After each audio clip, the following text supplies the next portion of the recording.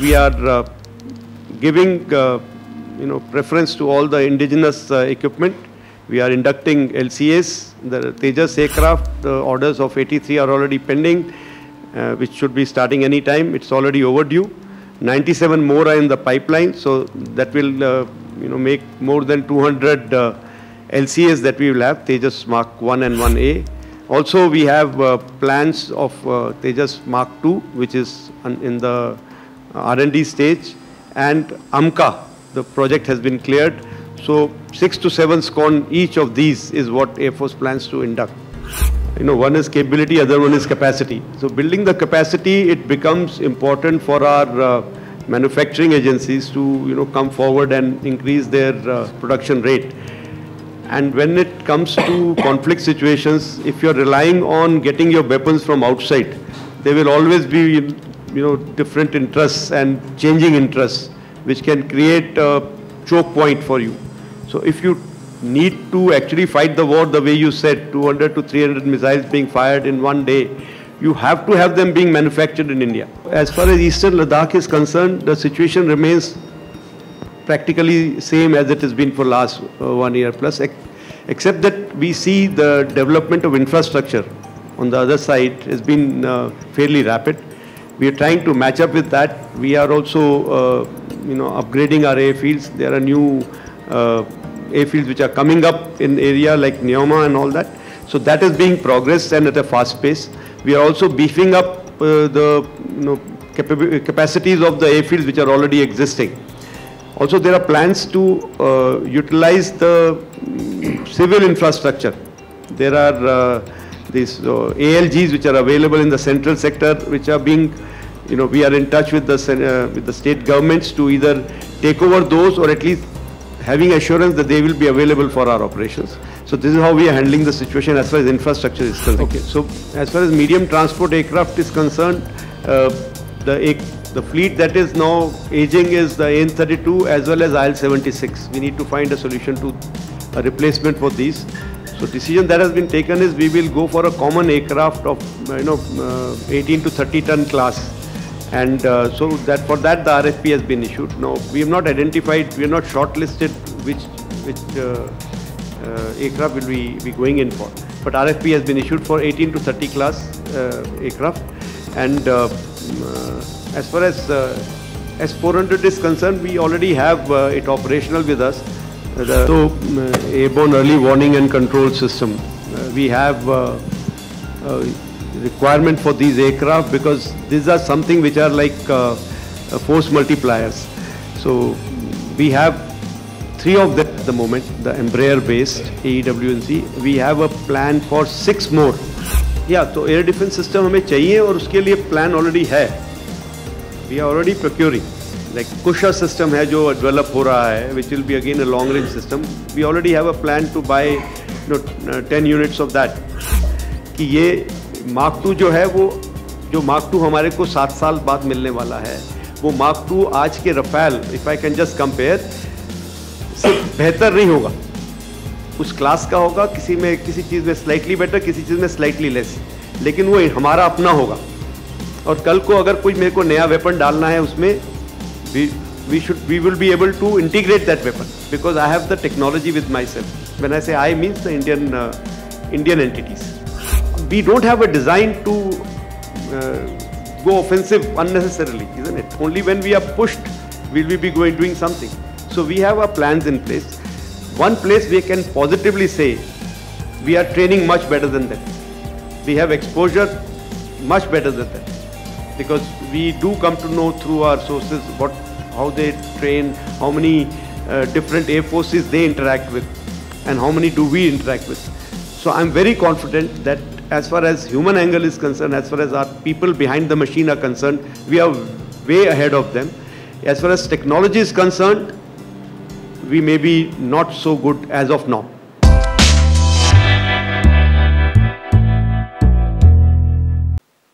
Like I said, it is anybody's dream to occupy this chair whenever a person joins, and I think I'm living a dream now.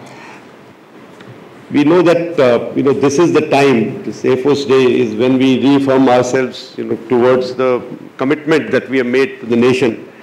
to protect our skies, and all people in blue are taking this oath once again on this day, on this 92nd anniversary of Indian Air Force. The global events that are taking place around us, are telling us that nations are getting into conflicts, into contestations and competition more and more. And in all the contests that are going on, the wars that are going on, one in 3 years, and one which is already a year old now, we see that the importance of air power. The importance of air power comes out very clear, and we understand that, and also understand where we need to be as an Indian Air Force, because a lot depends on us when it comes to protecting our interests with our adversaries. Doing things in terms of,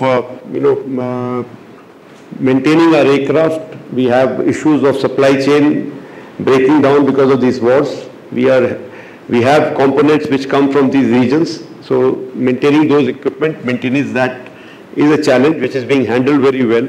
So we are trying to manage ourselves very well in terms of maintaining our aircraft and equipment, and continuing to train. The man behind or the women behind the machine is what matters, and our focus has been on training in near realistic environment. We have integrated training areas where we create warlike situations where all elements of the combat forces, all elements train together, and this has been going on for a few years. And that is what is giving us the confidence that, because it is said, the way you train is the way you will fight. So since we are training in actual environment, it is giving us the confidence that should we be required to, come to contest with somebody, we should be able to win the situation. Continuously, Indian Air Force is guarding the skies, that we are all aware. Our radars are churning 24/7. There are aircraft which are ready in operational configurations at operational readiness platforms, which are ready to take on any kind of intrusions or any situation that develops. And these are day-to-day affairs. Day and night, they are on that. Also, certain surface-to-air guided weapons are kept ready in certain areas where we need to guard our borders and skies. We also,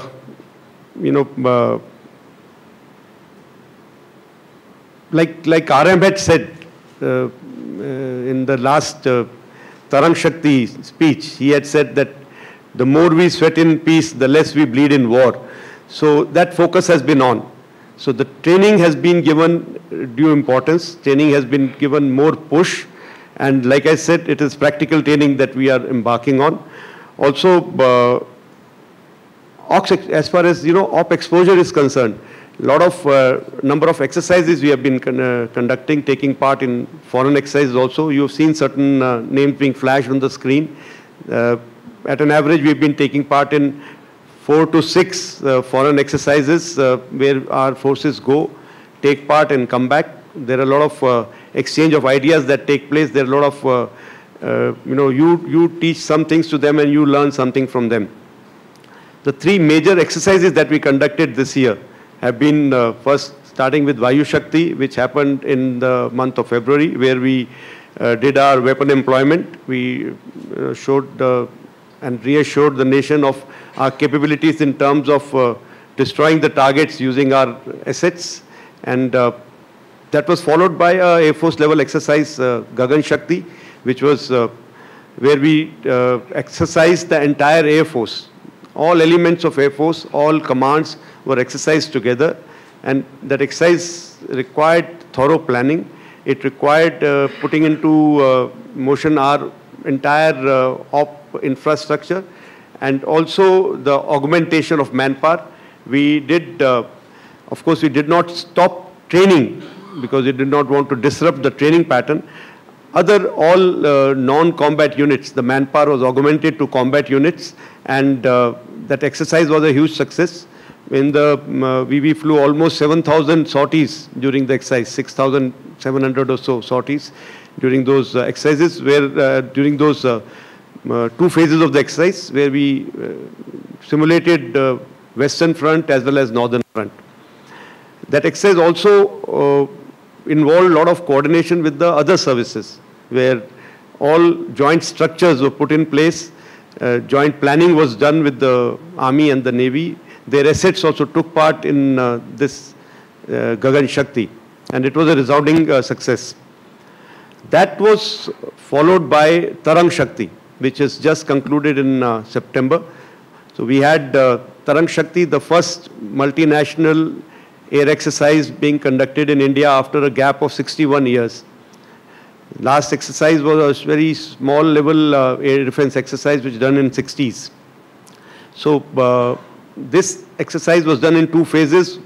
First phase was in Sulur, where we had 4 nations taking part, 4 friendly foreign countries. And then the second phase was in Jodhpur, where we had 8 countries with assets, and another 19 countries had sent their observers. So on the whole, 30 nations took part in this exercise, and this was, seeing that it was the very first that we were doing after such a break. It came a lot of praise that I heard from people who were, who inducted their forces, the way they were looked after, the way they were briefed, and the way the overall exercise was conducted. So my compliments to the entire team of people who took part in these exercises. And this gives us more confidence that even in international stage, we made a mark for ourselves. Now, apart from this, Indian Air Force takes part in, whenever we are required to take, give in terms of aid to the civil authorities, in terms of HADR or any other contingency. We have been taking part in India as well as abroad whenever situation arises. There have been cases of floods, there have been cases of firefighting. We have evacuated people in case of earthquake from Nepal, in case of that bus tragedy that we had. We have also transported the remains, mortal remains of people who died in Kuwait in the fire. So we have been doing our bit in trying to help out the civil authorities, and this is one part where we have never been found wanting.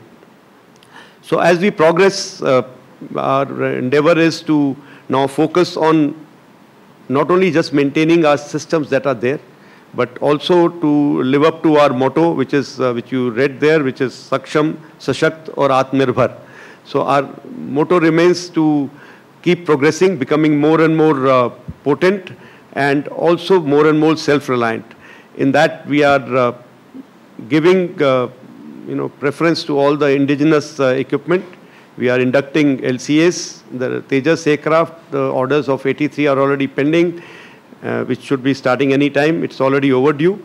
97 more are in the pipeline, so that will make more than 200 LCAs that we will have, Tejas Mk2 and 1A.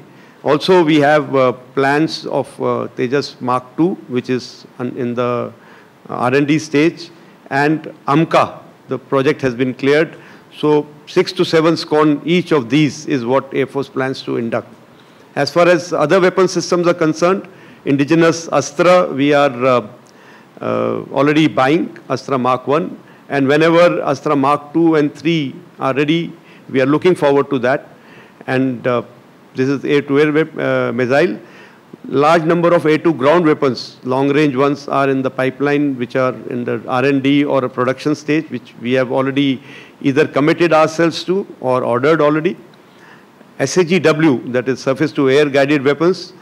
We have the long-range Kusha being developed. We have the MR SAM, which is already operationalized. We have 10 FUs of that.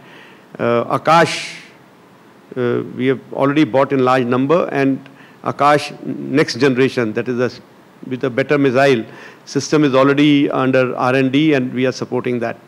So on the whole, Indian Air Force is has got a vision of reaching 2047 with the aim that by 2047 we should have the entire inventory being either produced in India or developed and produced in India. Of course, developed and produced in India becomes even better. However, in case there is a requirement to, go for some systems ab initio from outside, at least they should be produced in India so that we have our own system in place for their maintenance, for their upkeep. So this is how we are progressing forward. As far as manpower is concerned, the general training I already talked about. The welfare is being looked after the way it is supposed to be. We have just gone through induction of Agniveer last 3 years. The first batch of Agniveer Vayu which was inducted has got trained, the second stage also. Their progress has been very good. You saw the display of Agniveer Vayu women drill team on in the video. I've been meeting them. I've been discussing, with them their living conditions and their motivation levels. I find them highly motivated, and I'm sure in days to come these people will, make the Air Force proud in terms of their energy level, in terms of their training. They're young minds. They're easy to train, easy to adapt to. And we will go along with the policy that the government has made for the Indian Armed Forces. So that's all I have to say. Anything else we will discuss during the question and answer. Jai Hind. With your permission, I'll start with the Q&A. Ladies and gentlemen, we'll take questions in batches of 3. We'll start with the agencies first.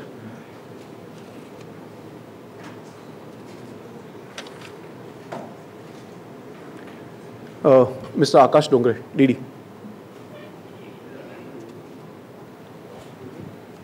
Hi sir, I'm Akshay Dongre from DD News. First of all, congratulations for assuming the charge. Sir, my question is, under your leadership, what is going to be your vision and priority for the Indian Air Force? Certainly you have mentioned that the Air Force, around the world, we are seeing challenging and interesting times for the Air Force. So what is going to be your priority and vision?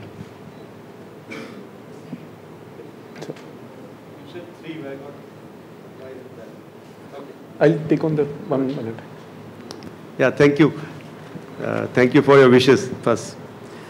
So I think somebody had asked me this question a few days back also, and I had made it very clear that the organization is bigger than any appointment. So with just a change of chief, the priorities don't change. The priorities will still remain the same. We need to, like I said, we need to continue moving forward in terms of handling the current situation, finding some short-term solutions to the problems that we are facing in terms of our maintenance and upkeep of our equipment. At the same time, progressing towards having equipment that can make us more self-reliant and aatmanirbhar. So that remains our priority as far as our equipment and weapon systems are concerned. And also focusing on individuals, focusing on putting the best person at the right job is something that we need to focus on in terms of extracting the best out of the equipment that we buy or the weapon systems that we have. So for that, identifying the individuals and training them well is something that we are looking at and we are progressing towards. Thank you. Mr. Ajit Dubey. Morning, this is Ajit Dubey from ANI, sir. Sir, you listed a long list of indigenous equipment that the Indian Air Force is buying, the LCAs, Mk2s, AMCA, Kusha, Akash, Amar. Sir, can you give us an estimate that what would be the worth of the indigenous equipment that the Air Force would be procuring in next, say, 5 years?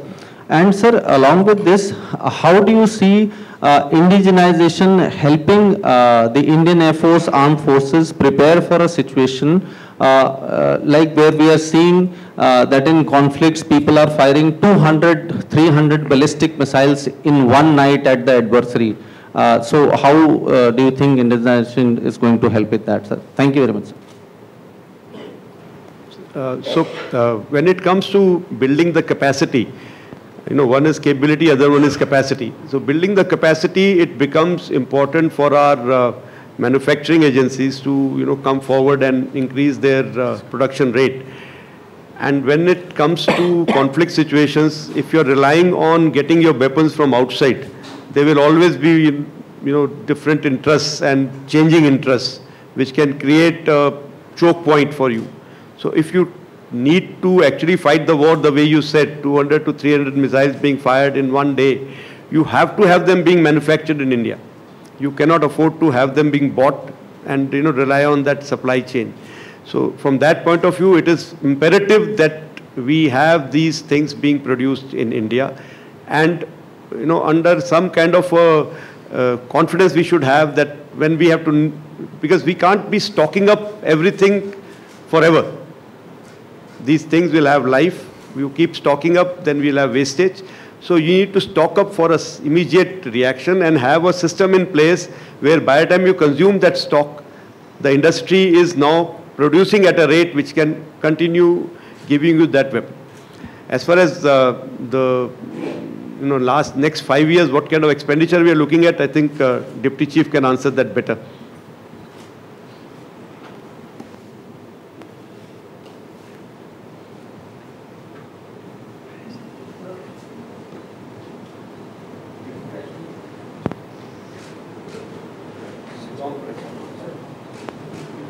For this year, we expect around, say, 56,000 crores towards capital. And allocation for the future years cannot be really forecast. But like the CS brought out, a lot of big ticket procurements, for example, the LCA Mark 1 Alpha, the second tranche, and maybe in future LCA Mark 2, and the other procurements of missiles and radar systems. These are the big ticket procurements. So we are expecting that we would be able to continue to grow our expenditure at a ballpark, maybe say 10% per year in future. But it is difficult to forecast. It's just a very, very approximate kind of an assessment. And you all know that the money doesn't go in one go. It is dispersed sequentially as the production takes place. I saw Mr. Ganesh Bhatt was there. From the agencies first. So no more from agencies. I'll take on the next question. Hello, sir. I am Ganesh Bhatt from INS. This side, sir. Oh, there. There he is.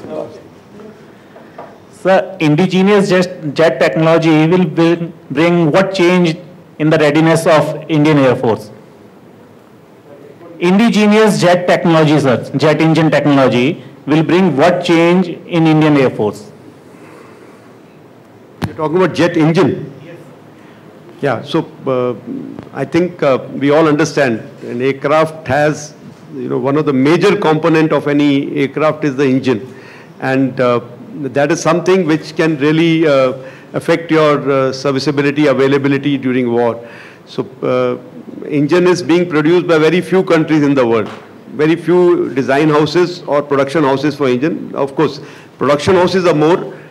Design houses are very limited as far as engine technology is concerned. And even those design houses don't give away the core competence or the key design features or key design elements of that engine to the production agency. So this is something which really can choke anybody's availability of weapon system or aircraft systems. So once we have engines being produced or engine being designed and produced in India, it will really change the way we look at things. Today for everything we have to look outside. Even if I have to get engines produced by HAL, HAL has to look outside for certain components. And that is something which can really, hurt you at the time when you need the engines. So this is imperative that we develop this at a fast pace, come to a confidence that, okay, we have made one engine, designed and developed and made one engine, and now we can do more and more as per our requirement. I saw last from PTI, Mr. Manas Bhuiya.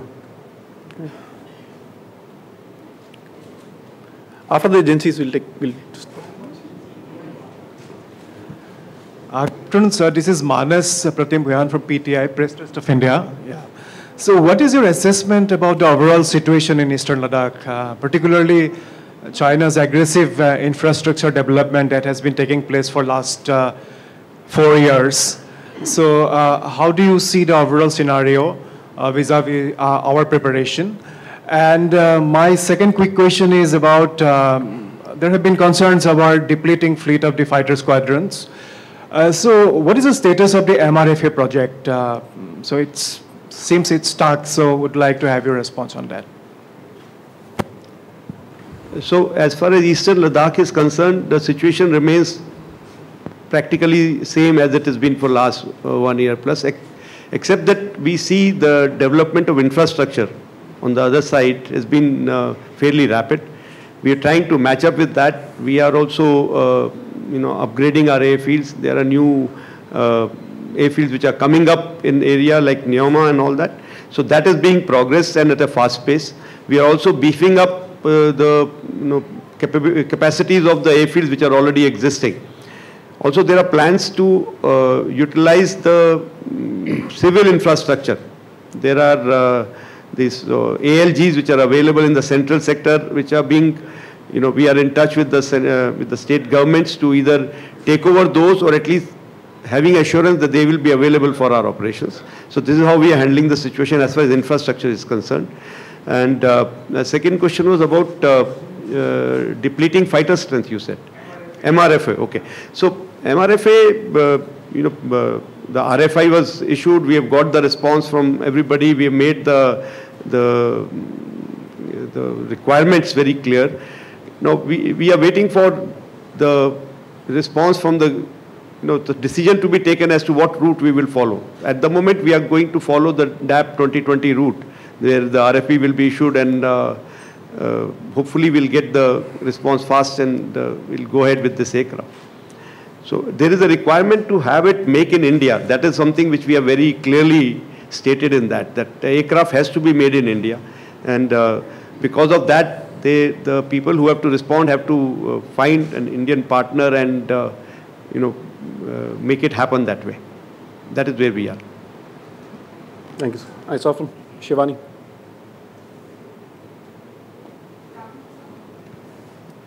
Hello. Good afternoon, sir. I'm Shivani Sharma from India Today. First of all, congratulations as you get to live your dream, as you said. Thank you. Sir, we are meeting at a time when the world is on the verge of another war, and the recent conflicts have seen the usage of non-conventional weapons, a lot of use of technology. So how do we learn and incorporate all this for the future wars that India might have to face, along with dealing with the challenges of the depleting fighter strength and the delays which you already mentioned? So, the only way you can handle challenges of future is that you, move forward. Like if non-conventional weapons are being used more and more, you need to find them available in your inventory, at the same time find counter to them. So non-kinetic means as well as non-conventional means have become an order of the day. We are fully aware of that, and because of that we have been having competitions like Meher Baba competitions, where we develop in-house capability of drones. We've been developing and buying counter drone systems for the drone threat. As far as cyber security and information warfare is concerned, the efforts are on towards that. And challenges of depleting fighter streams, so there is no way we can do anything. It is not a short term that overnight we can buy stuff. It takes time. Not only just selection, but induction also takes time. And along with that, even if I induct, let's say, 2 squadrons or 3 squadrons suddenly, training takes time to be able to utilize them. So what we are focusing on at the moment is that to be able to fight with whatever we have immediately. And for that, the training becomes very important. So, and also preserving the assets that we have, how to use them in the correct manner.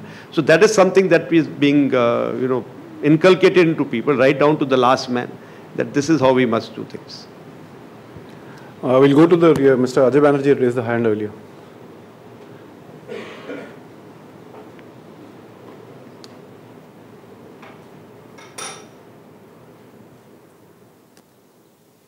Sir, good afternoon. Sir, 12 o'clock to you. Sir, you have mentioned a long list of indigenous fighters to be made, the LCA Mark 1A, LCA Mark 2, the AMCA. A rough calculation says there would be around 400 fighters or 400 plus. The timelines of the Tejas Mk2A we all know are delayed. Sir, what would be your plan B in case of a delay? And could you secondly give a timeline to the RFP of the MRFA, which you just mentioned to Manas's question? So, see, it is a known fact that Tejas has got delayed. There is no doubt in it. We all know it. And there is also promise that the production rate will be increased to 24 aircraft per year. If that promise is kept, I think the delays can be caught up with. Yes, the first aim is not to let our aircraft strength go down. That means as we are reaching obsolescence of certain aircraft, the aircraft should be inducted parallelly, so a number of squadrons remain at least not below 30.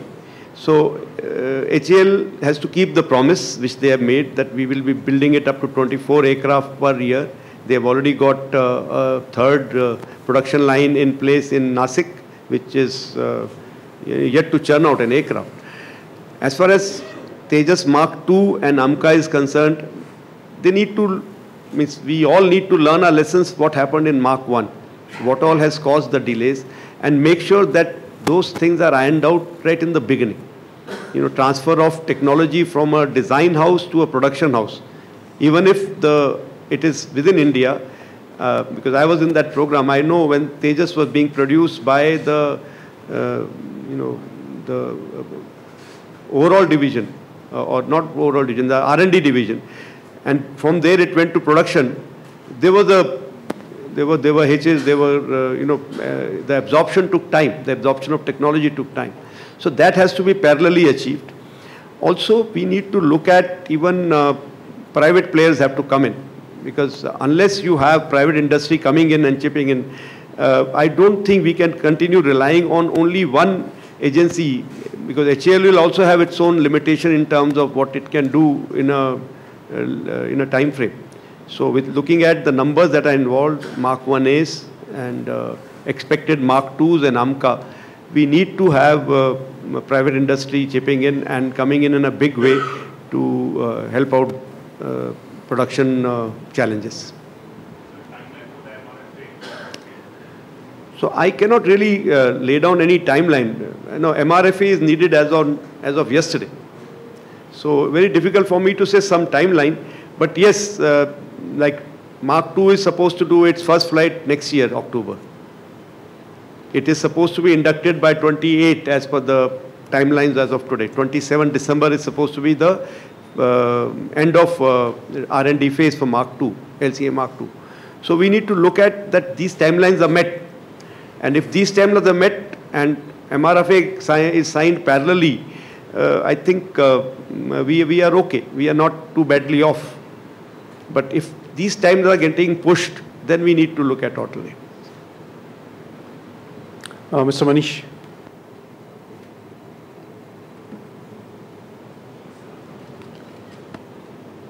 Hi sir, मैं मनीष हूँ India TV से। Sir, Russia Ukraine का war हुआ तो आत्मनिर्भरता की तरफ हम लोग काफ़ी आगे बढ़े और लगातार काम कर रहे हैं। इस समय के सिनेरियो में इजराइल, उसके बाद ईरान 200 मिसाइल्स के लगभग इजराइल पे आ रही है, लेबनान, ये पूरी कंडीशन जो है उसमें आयरन डोम का बहुत इंपॉर्टेंस देखने को मिला। हमारी क्या तैयारी है अगर LRSAM, MRSAM और SRSAM को हटा के, क्योंकि इजराइल से बहुत बड़ा देश है हमारा, वाइटल इंस्टॉलेशंस बहुत हैं, थ्रेट असेसमेंट बहुत हैं, तो ऐसे में क्या आयरन डोम की हमें आवश्यकता है और अगर है तो इसकी हमारी तैयारी क्या है? So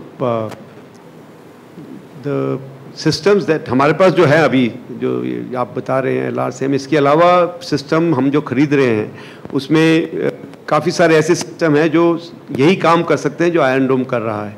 सो एक कॉम्बिनेशन जो है इसका मिला के हमारे पास जो एयर डिफेंस वेपन सिस्टम होंगे वो फेयरली कॉम्पिटेंट होंगे। लेकिन हाँ, ये बात सही है कि नंबर्स हमको बहुत ज़्यादा चाहिए होंगे इन टर्म्स अगर हमें सब कुछ प्रोटेक्ट करना है।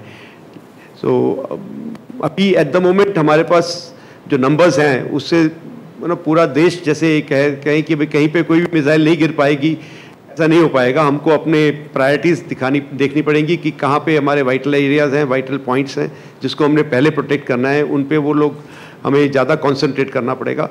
और as far as technology is concerned, ये जो हमारे पास सिस्टम आ चुके हैं और जो अभी पाइपलाइन में हैं, जिनकी कॉन्ट्रैक्ट साइन हो रखे हैं, उनसे हमारे पास टेक्नोलॉजी वाइज वो टेक्नोलॉजी है कि हम इन चीज़ों को इंटरसेप्ट कर सकें.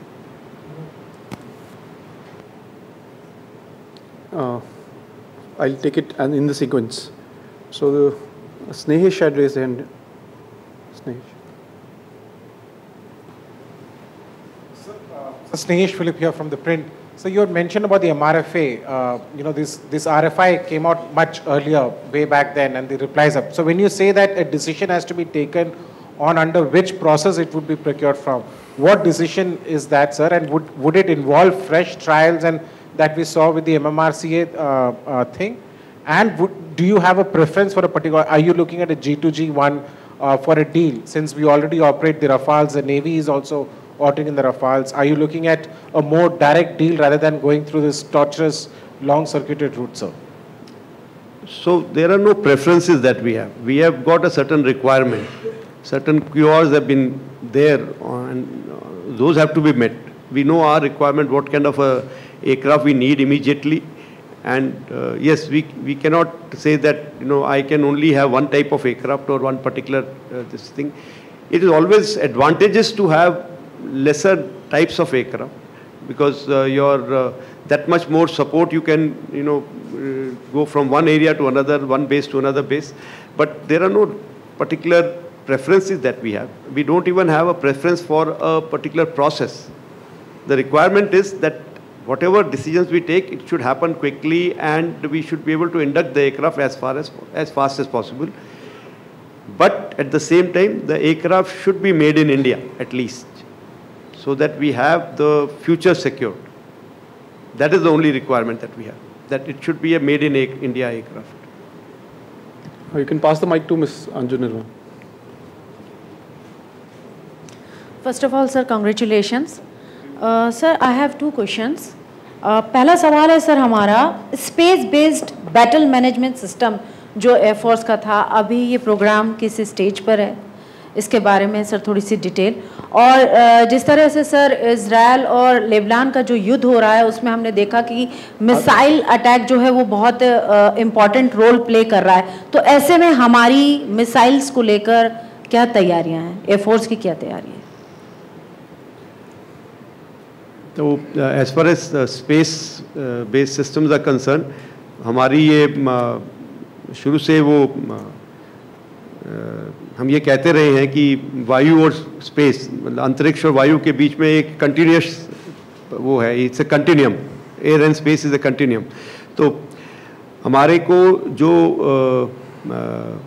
रिक्वायरमेंट है एट द मोमेंट, जो हमारी स्पेस बेस्ड चीज़ों की रिक्वायरमेंट है, वो द प्रोग्राम SBS3 प्रोग्राम अभी चल रहा है, जिसके अंतर्गत हमारे नंबर ऑफ सैटेलाइट्स जो लॉन्च होंगे वो अभी उस काम में हम लोग इसरो के साथ और स्पेस एजेंसी के साथ बातचीत और सहयोग कर रहे हैं. और कुछ जेफ स्पेस चैलेंजेस जो अराउंड 75-80 चैलेंजेस में से 25 चैलेंजेस भारतीय वायुसेना के थे, उसमें से 10 के और या फिर आई थिंक 11 के रिजल्ट अनाउंस हो चुके हैं. एंड 3-4 पर माह हम लोग उसके रिजल्ट अनाउंस कर रहे हैं. सो हमारा पूरा ये स्पेस बेस्ड एसेट्स को बढ़ाने का जो काम है वो इस समय ऑन है. उसके ज़्यादा उससे अलावा हमारे पास ट्रेनिंग की रिक्वायरमेंट है. तो हमारा जो सेंटर फॉर एयर वॉरफेयर कॉ है हैदराबाद में इंस्टीट्यूट, उसको हमने आइडेंटिफाई किया है as a centre of excellence for space. तो हमारी जो स्पेस बेस्ड ट्रेनिंग है, जो स्पेस एसेट्स को यूज़ करने की, स्पेस ओरिएंटेशन की, वो अब हम हमारे एयर वॉरियर्स को, ऑफिसर्स एयरमैन दोनों को वहाँ पे कराते हैं.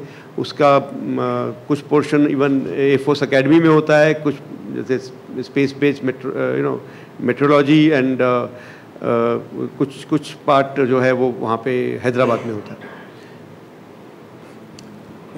I think time is running out. We'll take last two questions. Earlier hand was raised by Dinakar Perry. Second last row.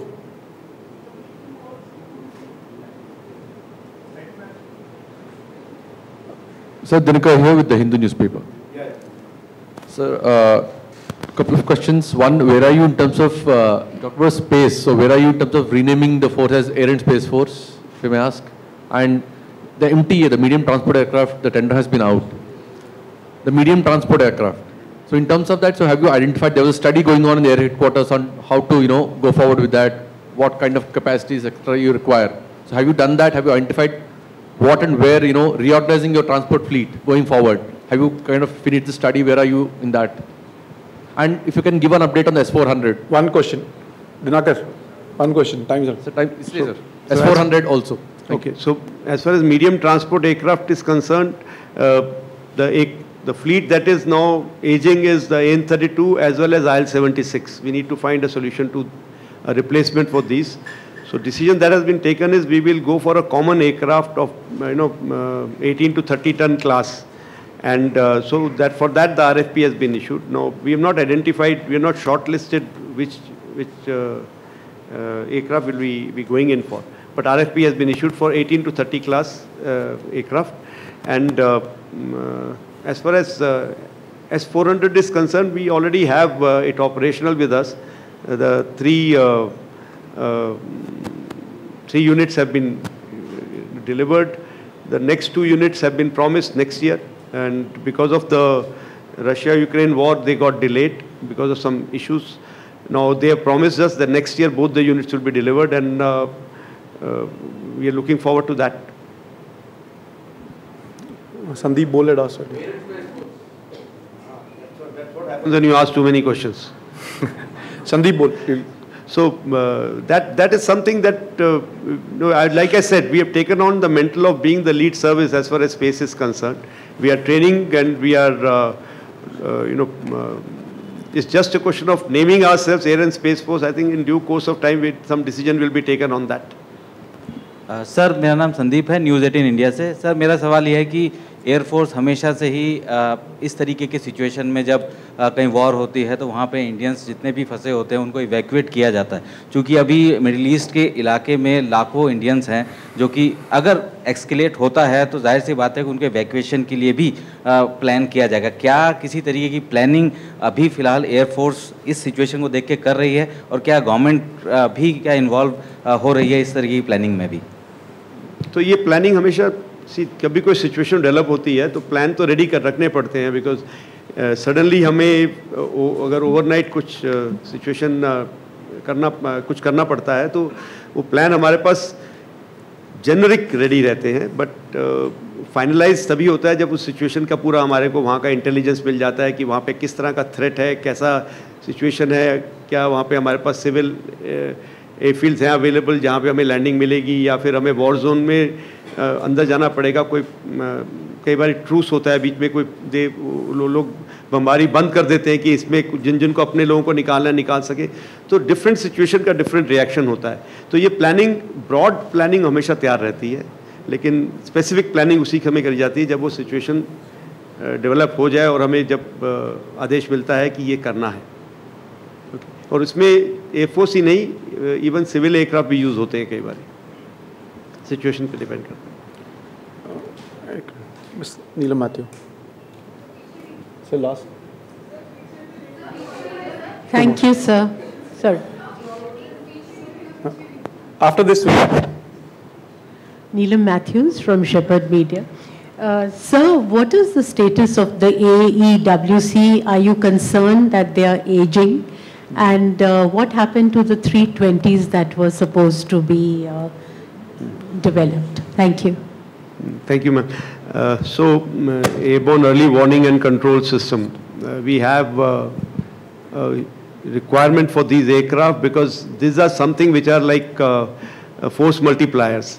So we have 3 of them at the moment, the Embraer-based AEWNC. We have a plan for 6 more. We are calling it Mark 1A with the very minor changes in the equipment that is inside. And the idea is to buy these aircraft from Embraer and being modified by DRDO. The cabs will be doing the modification based on our own. So it is a proven design. It is a minimum risk involved and maximum output. So this is something we should be having this cleared by DAC very soon. This process. So second one is AEWNC Mark 2, which is the Airbus based system in which Airbus is we have the contract negotiations going on. CNC is going on at the moment with Airbus. So once that is over, then the contract, this is again, the modification of the aircraft is by Airbus, and the equipment inside is being developed parallelly by the DRDO. So initial modification, the contract with Airbus is to be signed by DRDO. So that negotiations are at the moment on to come to the correct configuration as well as the price negotiations. Last question, Ms. Poonam Pandey, last. Please hold on. The questions are in line. Hi, the last question, time is out. Sir, मैं पूनम पांडे हूँ नवभारत. मेरा पहला है तो कुछ question extra मिलेंगे आपको. Sir, मैं पूनम पांडे हूँ नवभारत टाइम्स से. आपने यस सर खड़े होंगे तो पीछे कैमरे में आ जाऊंगे. सर, अग्निवीर वायु की आपने बात की. अभी 3 साल हो गए जैसा कि आपने मेंशन किया. आपका क्या फीडबैक है, क्योंकि डीएमए ने तीनों सर्विस से फीडबैक मांगे थे, और क्या 25% रिटेंशन एयरफोर्स की ज़रूरत को पूरा करता है? क्या आपने भी रिकमेंड किया है कि 25% से ज़्यादा अग्निवीर को रिटेन किया जा सकता है? तो हमारा जो फीडबैक है अभी तक वो तो बड़ा पॉजिटिव है, फील्ड से भी और इन लोगों से बात करके भी. तो from that point of view there are no issues. As far as हमें ये रिकमेंडेशन नहीं मांगी थी. हमें ये, अगर हमें 25% से ज़्यादा एब्जॉर्ब करना पड़े तो क्या हम कर सकते हैं? हाँ, हम कर सकते हैं उसको भी. हमें we will be able to absorb more than 25%. But the decision will be with the government, because they have to see how to manage this part. Mr. Rajiv, since you were so loud.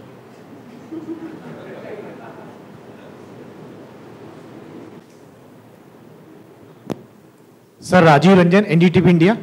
मेरा सवाल है कि जिस तरह से Israel ने अपने दुश्मन लेबनान में जो हिजबुल्लाह के थे ठिकानों पर या उसके चीफ को मार गिराया मिसाइल के जरिए, क्या भारतीय वायुसेना के पास भी इस तरह की क्षमता है, जो हमारे आसपास कई सारी एनिमी है जिसको मार गिरा सकते हैं? तो कुछ है तो जरा प्लीज डिटेल में बताइए सर. तो क्षमता है या नहीं आपको पता होना चाहिए. हमने कर दिया है ऑलरेडी. बालाकोट में क्या हुआ था? सो सब कुछ exactly same was done. So positively है क्षमता. अब कहाँ किसको मार सकते हैं वो नहीं बताऊंगा मैं आपको. Mister Rahul.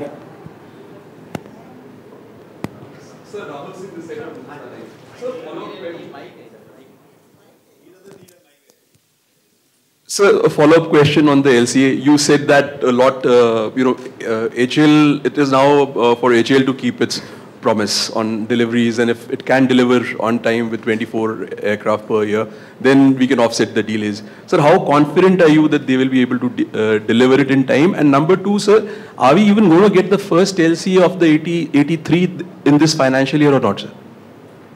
I will not comment on that at all. It's not my domain. Next. Sorry, but it's not my domain. Idhar se de do. I can see one white shirt there. Badi der se Hi sir, Madhurin this side from News Nation. मेरा सवाल current warfare से जुड़ा हुआ है. आपने जैसा कहा कि हमारे पास एयर डिफेंस सिस्टम तो है, लेकिन इतने एयर डिफेंस सिस्टम कैपेबल नहीं है. जिस तरह से इजराइल ने तमाम अपने हमलों को रोक लिया, हम नहीं रोक पाएंगे, हमारी प्रायोरिटीज होंगी. नो, ऐसे नहीं बोला मैंने. नहीं, that's not what he said. That's clarification. So यही डर रहता है यहाँ पे मेरे को. जो बोला जाता है और जो समझा जाता है थोड़ा गैप आ जाता है कभी कभी.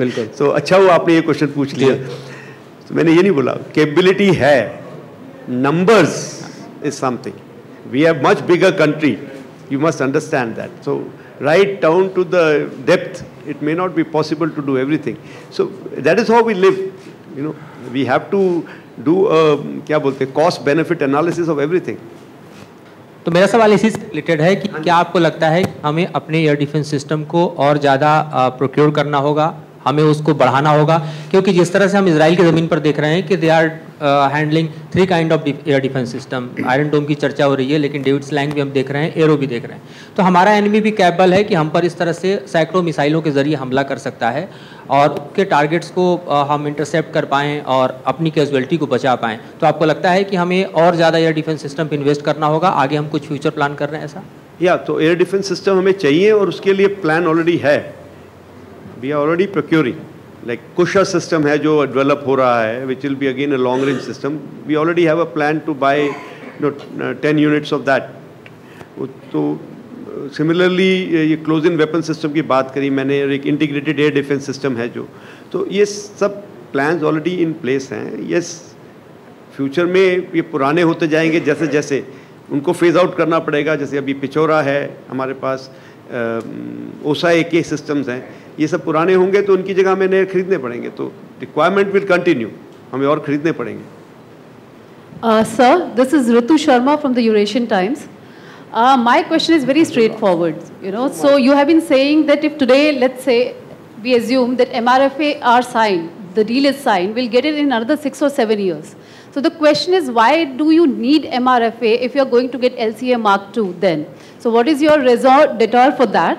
And secondly, if you look at the Western countries, one question. So everybody has asked to, at least, please. So if you look at the Western countries, they give very alarming reports about the military growth of China. But Indian officials have always been so confident, that we can take on the challenge.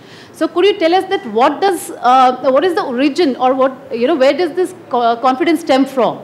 So why do we think that we can take on China, if the need be? I think I've made a mistake. आपने मेरे rule break कर दिए. दो question पूछ के.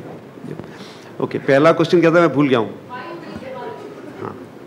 So see, you are saying that it will take 7 years. 7 years is for the entire supply to come. And as far as Mk2 is concerned, 2027 end, December is supposed to be their end of R&D. Thereafter, the production will start.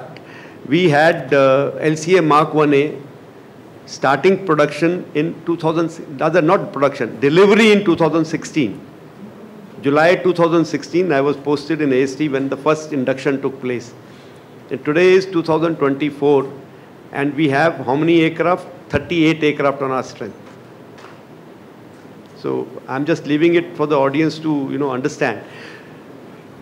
So while Mk2 is very important to us, because this is again indigenous aircraft, सबसे बड़ा यही उसका जो advantage होगा वो ये होगा कि ये Mk2 जो है वो जो Mk2 हमारे को 7 साल बाद मिलने वाला है, वो Mk2 आज के Rafale, if I can just compare, से बेहतर नहीं होगा. उस क्लास का होगा, किसी चीज़ में स्लाइटली बेटर, किसी चीज़ में स्लाइटली लेस, लेकिन वो हमारा अपना होगा. और कल को अगर कोई मेरे को नया वेपन डालना है उसमें, we will be able to integrate that weapon because I have the technology with myself. When I say I, means the Indian entities. This is the difference why we want indigenous systems. However, indigenous systems are coming at a pace that at the moment that we need to plug this gap. Immediate requirement is to have certain ready-made systems. So we are looking at Make in India for that purpose, that at least most of the things will be made in India and the technology will be available with us to be able to do something about when we have to integrate new weapons. Jaguars we bought from outside. Thereafter we started manufacturing in India, in HAL, and we have done so many modifications on that, so many weapon integrations on that because HAL was doing the license production. Similarly with Mirages, after we have done the upgrade in India, the overall and the upgrade in India, we are able to integrate more weapons in that because we have learned the technology. So from that point of view, even MRFA, whichever aircraft, it will be of something like Rafale class because our requirements remain the same. So that will have that indigenous content in it and हमारे को वो confidence रहेगा कि हम उसमें अपने weapons लगा सकें. दूसरा क्वेश्चन मैं भूल गया. Okay, so you want us to be underconfident? Then what is it? No, so the fact remains that we have done our analysis. Yes, I'm not saying that we can, we don't have a design to go offensive unnecessarily, isn't it? Only when we are pushed will we be doing something. So we have our plans in place. One place we can positively say we are training much better than them. We have exposure much better than them because we do come to know through our sources how they train, how many different air forces they interact with, and how many do we interact with. So I'm very confident that as far as human angle is concerned, as far as our people behind the machine are concerned, we are way ahead of them. As far as technology is concerned, we may be not so good as of now. We have lagged. We were better than them in technology also some time back, but we have lagged in that and we need to catch up with them. As far as production rates are concerned, we are way behind. We need to catch up with them. And that will happen over a period of time. It cannot happen overnight. Thank you, sir. Sorry? Okay. Granted. On veterans' right. So since I am also going to be one very soon, so granted. Last question, sir. Hello. Sir, everybody's already congratulated you. You can take it for granted that my congratulations. Thank you, sir. Everybody is sort of, there has been a sort of impression that HAL makes the same old excuses and as a result of which production gets delayed. But I found that HAL actually comes up with new excuses a lot of the time. It's not just the same old excuses. Have you, at this point in time, there's a change in leadership in HAL also underway. Have you sort of thought about and put into any form of action the posting of an Air Force officer, either serving or retired, as HAL's chief? If you sort of have so many problems with one organization, it would make perfect sense for you to try and gain control of that organization, and then things might go your way. What are your views on the sort of nomination of an Air Marshal as chief of HAL? Sir, thank you very much for your advice, sir. Now, I would like to place on record one thing. We do not have a problem with HAL, firstly. Secondly, I personally do not believe that, that organization doesn't want to do something and giving excuses. There are genuine problems. There are genuine problems that HAL also faces. Okay, so, because if it is an Indian entity, I will take it for granted that उसमें भी उतना ही देशभक्ति का जज्बा है जितना हम में, उसमें भी हर व्यक्ति उतना ही काम करना चाहता है जितना हम करना चाहते हैं, तो वो प्रॉब्लम नहीं है, पर ये जरूरी है, ये भी सच है कि उनसे काम हो नहीं पाया अभी तक, जो भी प्रॉब्लम रही होंगी. So whether they are excuses और reasons, I think we from outside are not in the right place to say that. So I would like to reserve my opinion on that. But yes, having people positioned there at the right seniority who can coordinate between the requirements of Indian Air Force and also certain issues that need to be resolved, it will always help.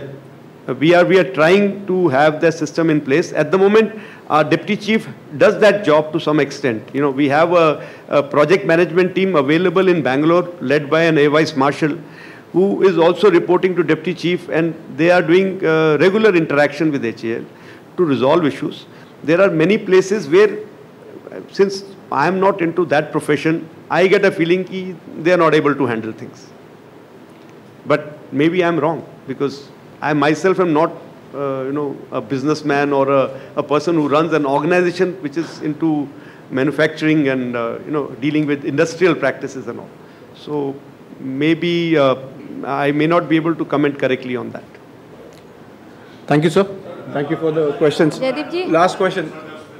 Sir, the press conference question and answers over. Thank you, sir. Okay, we'll discuss over lunch. We'll move out for lunch. We can discuss over there, sir. Timing is limited.